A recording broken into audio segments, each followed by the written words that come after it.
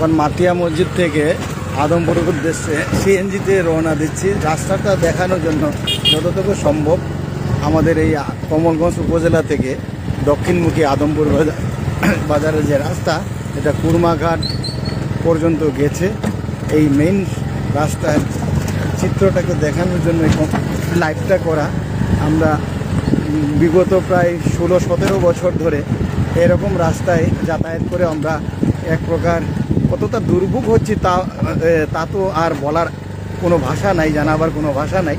তো আমরা কতটুকু সহ্যে আছি, ধৈর্য ধরে আছি আমাদের বাংলাদেশের প্রশাসনের কাছে, সড়ক জনপথ বিভাগের কাছে, বা যে কোনো ডিপার্টমেন্ট যে রাস্তাটা সংস্কার করতে পারবে তাদের কাছ থেকে আমরা কতটুকু আশা নিয়ে বসে আছি এই রাস্তাটা একদিন ভালো হবে এই আশায়।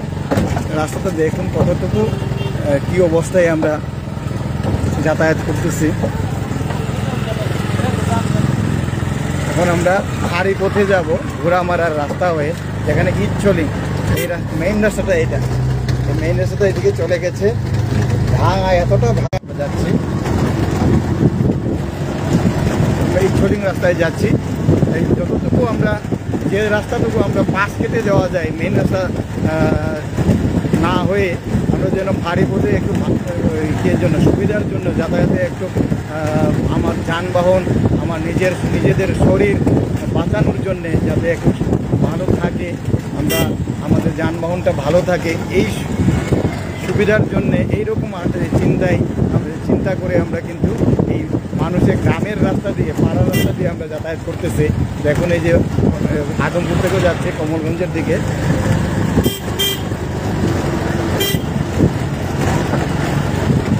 মানুষ মেইন রাস্তায় যাওয়ার চেষ্টা করে, আর আমরা মেইন রাস্তা পাশ কেটে হাড়িপথ বিকল্প হিসাবে আমরা বেছে নিয়েছি।